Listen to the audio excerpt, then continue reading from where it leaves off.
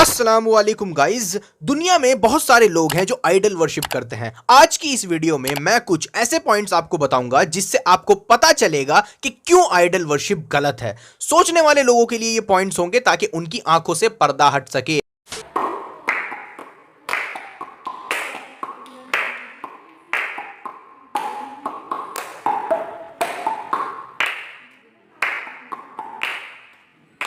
सबसे पहले मूर्ति पूजा ये कोई न्यू चीज नहीं है। दुनिया के कई लोग कल्चर मूर्ति पूजा करते हैं और मूर्ति पूजा प्योरली इंसानों की बनाई हुई चीज है। इसका ताल्लुक असल गॉड से नहीं है। यह साबित करना बहुत ही आसान है। आप दुनिया में ही देखें, लोग कितनी अलग अलग मूर्तियों की पूजा करते हैं, किस किस तरह से पूजा करते हैं। दुनिया के अलग अलग कोनों में आपको अलग अलग मूर्तियां मिलेंगी एक ही काम के लिए, और उनसे एसोसिएटेड कहानियां भी अलग अलग होती हैं, जिससे यह बात का पता चलता है कि इंसानों ने अपनी अपनी जरूरत के हिसाब से इन मूर्तियों को बनाया है। इसी वजह से दुनिया के अलग अलग कोनों में अलग अलग तरीकों से और अलग अलग मूर्तियों की पूजा होती है।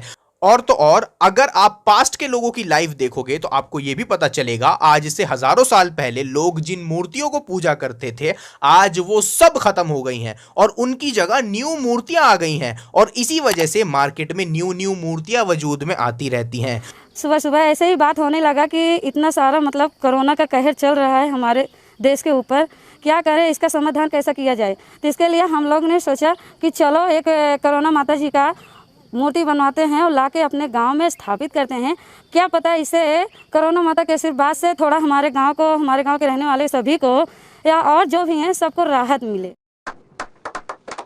तो हजारों साल पहले जिन जिन मूर्तियों को पूजा जाता था उनको आज नहीं पूजा जाता है, और आज जिन जिन मूर्तियों को पूजा जाता है उनको हजारों साल पहले नहीं पूजा जाता था। और जैसे जैसे न्यू न्यू मूर्तियां मार्केट में वजूद पा रही हैं, इससे यह बात भी साफ हो जाती है कि इंसान ही है जो अपने फायदे के लिए मूर्तियों को बनाता है। इनका ताल्लुक असली गॉड से, रियल गॉड से नहीं है। हो सकता है आज जिन मूर्तियों को हम पूज रहे हैं आगे जाके ये मूर्तियां भी पुरानी मूर्तियों की तरह खत्म हो जाएं और इनको पूजना भी बंद कर दिया जाए, जैसे पुरानी मूर्तियों और मान्यताओं के साथ हुआ। जैसे पुरानी मूर्तियों की जगह न्यू मूर्तियां आ गई तो इन मूर्तियों के बाद भी नई मूर्तियां आ जाएंगी जो कि हमारे आंखों के सामने है, हम देख पा रहे हैं। ऐसा ही इंसानी इतिहास में होता आ रहा है और आगे भी यही होगा।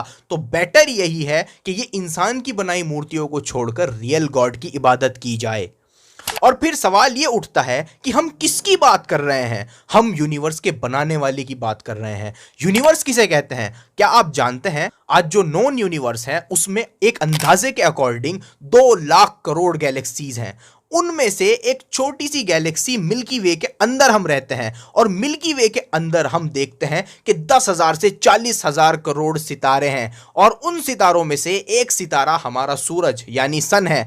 उसके सामने एक छोटा सा प्लेनेट अर्थ है और उसमें एक छोटी सी कंट्री इंडिया है, और इंडिया के एक छोटे से शहर के छोटे से इलाके में एक रोड पर रखी हुई मूर्ति है।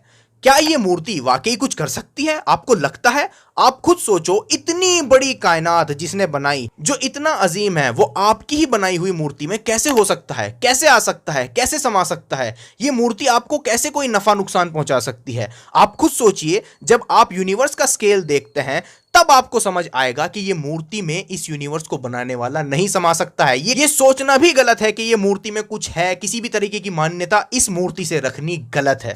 अच्छा, मूर्ति पूजा करने वाले जवाब देते हैं कि हम मूर्ति की पूजा नहीं करते हैं। इसका जवाब यह है कि देखें, ये सब गोल मटोल बातें हैं एम्बैरेसमेंट से बचने के लिए, लेकिन हकीकत यही है और सब जानते हैं कि मूर्ति की ही पूजा होती है। ये सब बहाने हैं। लेकिन फिर भी सवाल ये आएगा कि फिर मूर्ति में प्राण प्रतिष्ठा क्यों करते हो? भगवान के प्राण, सोल क्यों उस मूर्ति में बुलाए जाते हैं? और पॉइंट यह है कि इतनी बड़ी कायनात बनाने वाला इसका मोहताज हरगिज नहीं हो सकता है कि उसको याद करने के लिए या उस तक अपनी बात पहुंचाने के लिए आपको मूर्तियों को बीच में डालना पड़े या किसी चीज को बीच में डालना पड़े। कुछ लोग कहते हैं कि फिर हम उस क्रिएटर को याद कैसे करें? तो इसका जवाब यह है कि याद करने के लिए किसी पत्थर को खुद से आकार देकर उस खुदा को क्यों याद करते हो? आप खुद सोचो, अगर कोई आपको याद करने के लिए किसी पत्थर को कॉकरोच की शक्ल दे और फिर आपको याद करे तो आपको कैसा लगेगा? या आपको कोई याद करने के लिए किसी पत्थर को गधे की शक्ल दे दे और फिर आपको याद करे तो आपको कैसा लगेगा? ठीक उसी तरह इस कायनात के बनाने वाले को याद करने के लिए उसकी मूर्ति बनाने की जरूरत नहीं है, बल्कि उसकी निशानियां चारों तरफ मौजूद हैं। क्या उसे याद करने के लिए हम उसकी निशानियां नहीं देख सकते हैं? क्या हम इस कायनात को नहीं देख सकते हैं? क्या हम हमारी धरती को नहीं देख सकते हैं? क्या हम सारे जानवर, चरिंद परिंद, मछलियां नहीं देख सकते हैं? ये सब खूबसूरती हम नहीं देख सकते हैं? ये सारी चीजें देख करके भी ऊपर वाले को याद किया जा सकता है, उसके उपकारों को, उसके एहसानों को, फेवर्स को याद किया जा सकता है। उसकी क्वालिटीज को आप देखें, चारों तरफ नेचर में फैली हुई हैं। वो सब कुछ बनाने वाला है, चलाने वाला है, कितना पावरफुल है, कितना मर्सीफुल है, रहम करने वाला है। इस सब को देख करके भी उसको याद किया जा सकता है। आप खुद सोचो कि क्या मूर्ति ने इंसान को बनाया है या इंसान ने मूर्ति को बनाया है? क्या वो मूर्ति आपकी पुकार का जवाब दे सकती है?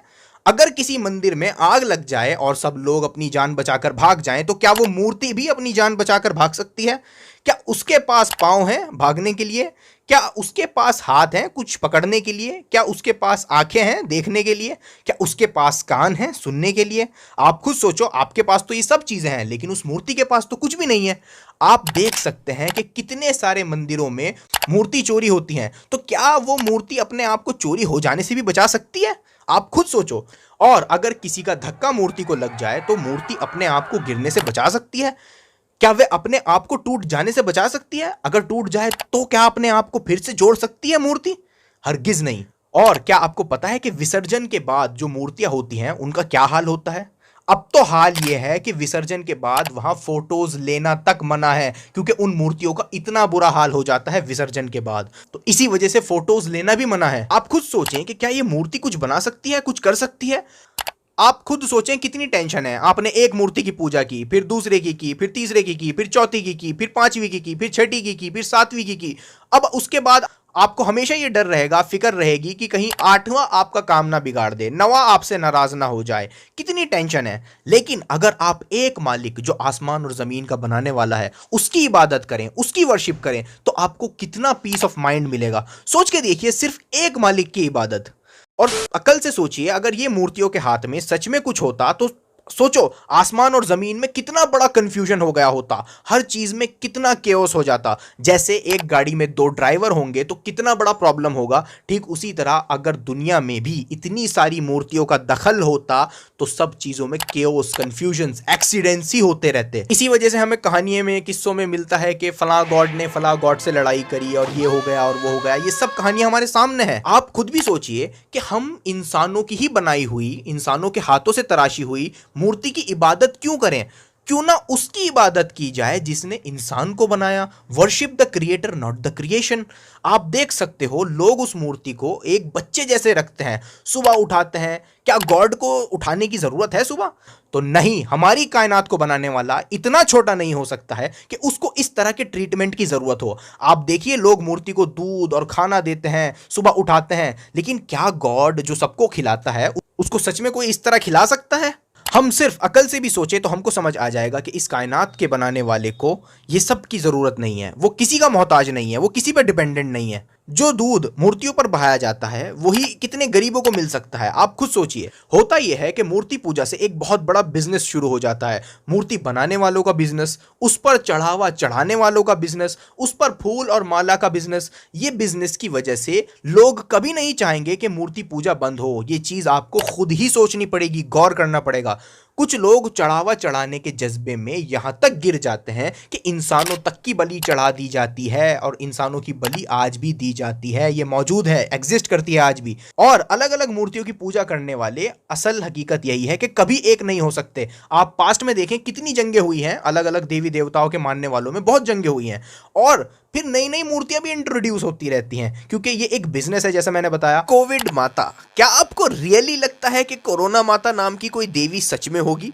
इसी तरह से मूर्ति पूजा शुरू हुई है। लोगों ने अपने फायदे के लिए तमाम मूर्तियों को बनाया है। और आखिर में मैं बस इतना ही कहूंगा कि पत्थर की मूर्ति से अपनी उम्मीदें लगाकर आप रियल क्रिएटर से दूर हो जाते हो, जिसने सब कुछ दिया है, जिसके पास हमें वापस लौट कर जाना है। ऐसा मत कीजिए, रियल क्रिएटर की वर्शिप कीजिए। उसे छोड़कर दूसरों की पूजा करना बहुत बड़ी गलती है।